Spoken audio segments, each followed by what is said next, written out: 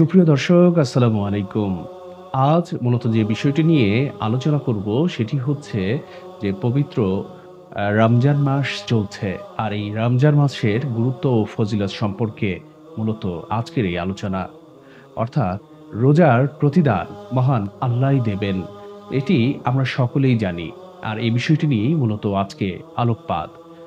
কোনো ব্যক্তির দান তার সক্ষমতা অনুযায়ী হয়ে থাকে।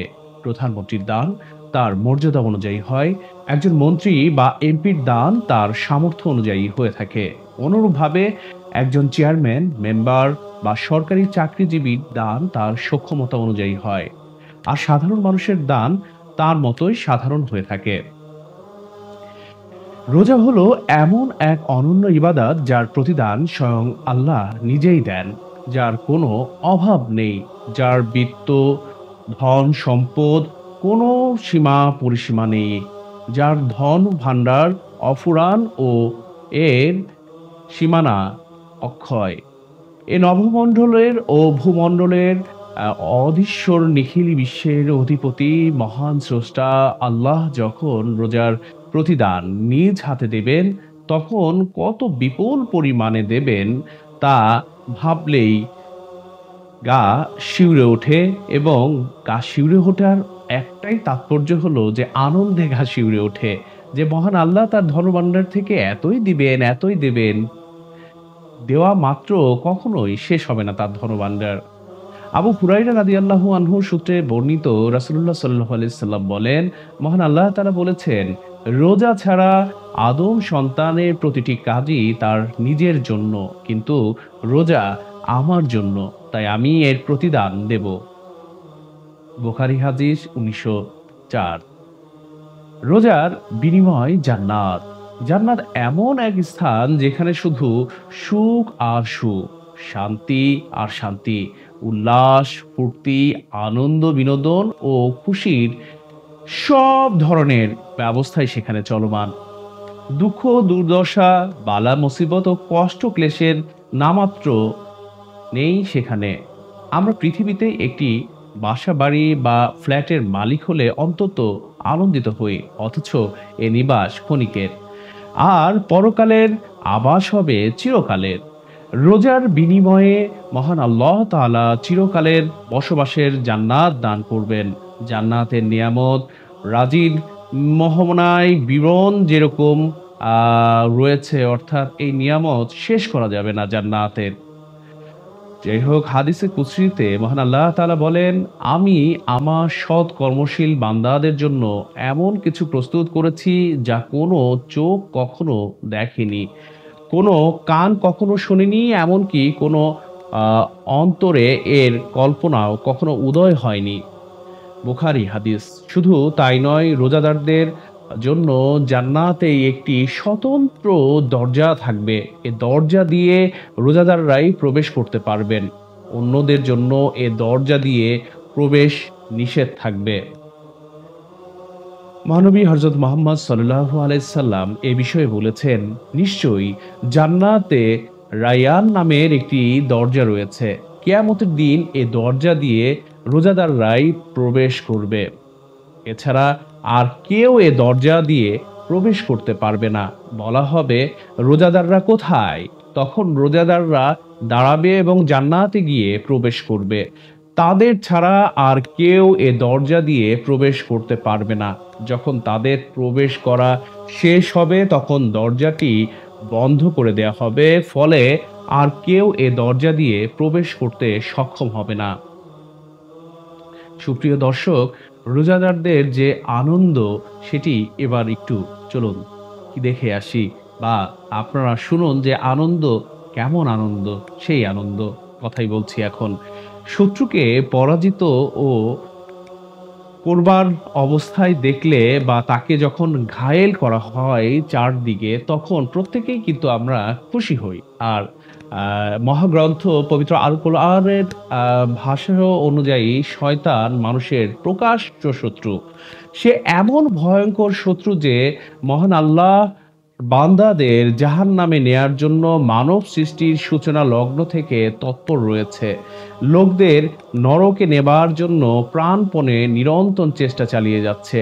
রোজাদারদের জন্য খুশির বিষয় হলো রোজাদার রোজার এই পবিত্র এই মাসে চিরশত্রু শয়তান ও ক্ষতিকর দুষ্ট জিনদের শৃঙ্খলাবদ্ধ করে রাখা হয়।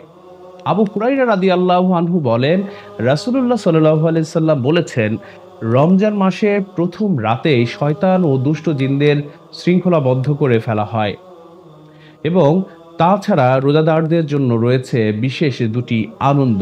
আবু হুরাইরা রাদিয়াল্লাহু আনহু বলেন, রাসূলুল্লাহ সাল্লাল্লাহু আলাইহি সাল্লাম বলেছেন, রোজা পালনকারীর জন্য দুটি আনন্দ রয়েছে।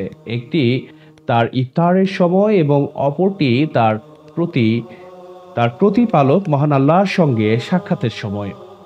রোজাদারদের জন্য আরো খুশির বিষয় হলো পূর্ণ লাভের আশায় রোজা পালন করা হলে তার আহ পারপার্শ্বিক অর্থাৎ তার যে ক্ষমা করে দেয়া হয় এইসব মানে তাকে একটা খুব দ্রুতই কিন্তু ক্ষমার একটি বার্তা তাকে দেয়া হয়।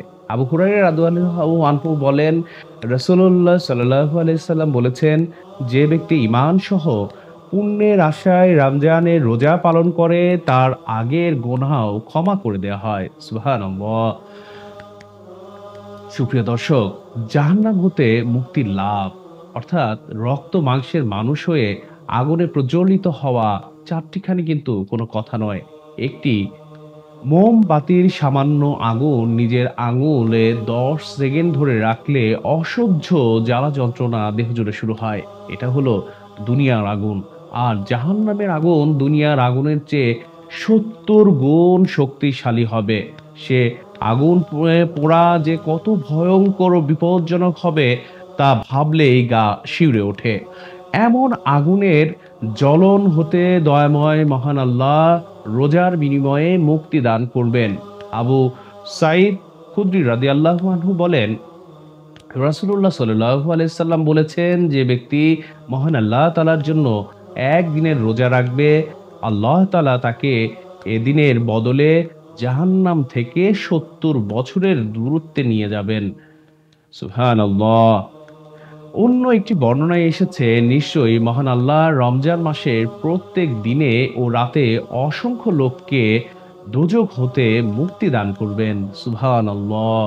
অপর একটি হাদিসে এসেছে, রোজা ঢাল স্বরূপ এবং জাহান্নামের আগুন হতে মুক্তি পাওয়ার একটি দৃশ্য স্বরূপ অর্থাৎ অন্য এক হাদিসেও কিন্তু এরকমটি বলা হয়েছে, অর্থাৎ রোজা দারকে জাহান্নাম হতে প্রতিরক্ষার ঢাল বলে উল্লেখ করে বলা হয়েছে রোজা ঢাল স্বরূপ।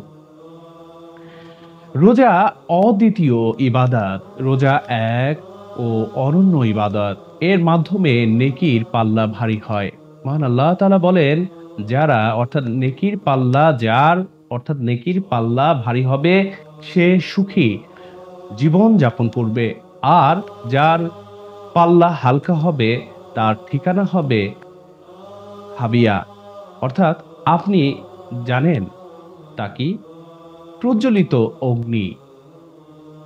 আবু ওসমান রাদিয়াল্লাহু থেকে বর্ণিত, আমি রাসূলুল্লাহ সাল্লাল্লাহু আলাইহি সাল্লামকে জিজ্ঞাসা করিলাম, কোন আমল সর্বশ্রেষ্ঠ? তিনি বললেন, রোজাকে আঁকড়ে ধরো, কেননা রোজার সমতুল্য কোনো আমল নেই। এবং আরেকটি হাদিসের মাধ্যমে এই বিষয়টি প্রতীয়মান হয় যে রোজা রাখার মাধ্যমে অনেক পুণ্য অর্জিত হয় ও নেকির পাল্লা ভারী হয়। অন্য কোনো আমল করলে এত পরিমাণ পুণ্য পাওয়া যায় না, যত পরিমাণ পুণ্য এই রোজার মাসে অর্থাৎ সিয়াম পালনের মাধ্যমে পাওয়া যায়।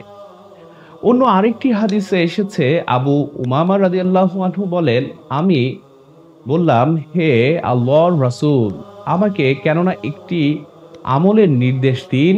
তিনি বললেন, তুমি রোজা আঁকড়ে ধরো, কেননা রোজার কোনো বিকল্প নেই। রোজা একটি অদ্বিতীয় ইবাদত। সুপ্রিয় দর্শক, এই রোজার মাসে আমরা প্রত্যেকেই যে রোজাদার অর্থাৎ সিয়াম পালন করছি এবং এই সিয়াম পালনের গুরুত্ব ফজিলত যে কতখানি সেটি কিন্তু বলার আর অপেক্ষা রাখে না। এবার আসুন রোজাদারদের জন্য কিছু সুপারিশ করা হয়। কি সেই সুপারিশ? কিয়ামত এমন এক কঠিন দিন যেদিন কেউ কারো সাহায্য সহযোগিতায় এগিয়ে আসবে না। সেদিন পলায়ন করবে মানুষ তার ভাই, মা-বাবা, স্ত্রী, সন্তানের কাছ থেকে। সেদিন প্রত্যেকেরই নিজের এক চিন্তা থাকবে যা তাকে ব্যতিব্যস্ত করে রাখবে। এমন কঠিন দিনে রোজাদারের মুক্তির জন্য একমাত্র যে রোজা সুপারিশ করবে সেই রোজার সুপারিশ করবে এবং সুপারিশ করবে সেই সাথে আমাদের রসুল হযরত মুহাম্মদ সাল্লাল্লাহু আলাইহি সাল্লাম। তিনি ছাড়া আর কারো সুপারিশের সেদিন আর ক্ষমতা থাকবে না। আর এই রোজা অর্থাৎ যে রোজা সুপারিশ করবে বলে বলা হয়েছে তার সহযোগিতায় এগিয়ে আসবে কঠিন মুসিবতের সময় পাশে দাঁড়াবে। আব্দুল্লাহ ইবনে ওমর রাদিয়াল্লাহু আনহু বলেন রাসূলুল্লাহ সাল্লাল্লাহু আলাইহি সাল্লাম বলেছেন, রোজা ও পবিত্র কোরআন বান্দার জন্য কিয়ামতের দিন সুপারিশ করবে। রোজা বলবে, হে আমার পালনকর্তা, আমি তাকে দিনের বেলা পানাহার ও যৌন বাসনা চরিতার্থ করা হতে বিরত রেখেছি। সুতরাং তুমি তার বিষয়ে আমার সুপারিশ গ্রহণ করো। আর কোরআন বলবে, হে আল্লাহ, আমি তাকে রাতের বেলা ঘুম হতে বিরত রেখেছি। সুতরাং তুমি তার ব্যাপারে আমার সুপারিশ গ্রহণ করো। মহানবী হযরত মুহাম্মদ সাল্লাল্লাহু আলাইহি ওয়াসাল্লাম বলেন, তখন কোরআন ও রোজার সুপারিশ গ্রহণ করা হবে। সুপ্রিয় দর্শক, কতটুকু ফজিলত এবং কতটুকু রহমত এই রমজান মাস। এবং আপনারা জানেন যে দোয়া কবুল হওয়া এই মাস, অর্থাৎ এই মাসে দোয়া কবুল হয়। জীবন চলার পথে আমরা অভাব, অনটন, দুঃখ, দুর্দশা ও বালা মুসিবতের শিকার হই। উপর্যুপরি সমস্যার সম্মুখীন হয়ে জর্জরিত হয়ে পড়ি। এসব অবস্থায় আমাদের প্রধান আশ্রয়স্থল হলেন মহান আল্লাহ। তিনি আমাদের সব ধরনের বিপদ আপদ হতে উদ্ধার করতে পারেন। তাই আমরা সুখে দুঃখে ও দুর্যোগ দুর্বিপাকে আল্লাহ তাআলার কাছে প্রার্থনা করি। তিনি সবার প্রার্থনা মঞ্জুর করেন না। তিনি সবার প্রার্থনা মঞ্জুর করেন। কিন্তু রোজাদারের প্রার্থনা মঞ্জুর করা হয়। এ সময় একটি কথা না বললেই নয়। এই সবার প্রার্থনা তিনি যে মঞ্জুর করেন বা মঞ্জুর করেন না, তাদেরই প্রার্থনা তিনি মঞ্জুর করেন যার মধ্যে রোজাদারের প্রার্থনা সবচেয়ে বেশি মঞ্জুর করেন। আবু সাঈদ খুদরি রাদিয়াল্লাহু আনহু বলেন, আল্লাহর রাসূল সাল্লাল্লাহু আলাইহি সাল্লাম বলেছেন, প্রত্যেক মুসলমানের জন্য রয়েছে রমজানের প্রত্যহ দিন-রাতে গ্রহণযোগ্য দোয়া। অর্থাৎ রোজাদার প্রার্থনা করলে তার প্রার্থনা মঞ্জুর করা হয়। সুপ্রিয় দর্শক, এই পবিত্র মাহে রমজান এই মাসে কতটুকু রহমত মহান আল্লাহর তরফ থেকে আমাদের জন্য রয়েছে, কতটুকু ফজিলত রয়েছে সেটি আসলে আমরা প্রত্যেকেই কিন্তু জানি। কিন্তু সঠিক আমলের মাধ্যমে, সঠিক সিয়াম পালনের মাধ্যমে আমরা সবাই কিন্তু এই মহান আল্লাহর এই রহমত আমরা নিয়ে নিতে পারি। আমরা আমাদের দোয়া কবুল করাতে পারি। আমাদের সমস্ত গুনাহ দোষ এই মাসেই আমরা মাফ করাতে পারি। আমরা সে অনুযায়ী আমরা আমাদের জীবন পরিচালিত করব। এই কামনায় আজকে এখানেই শেষ করছি। আসসালামু আলাইকুম।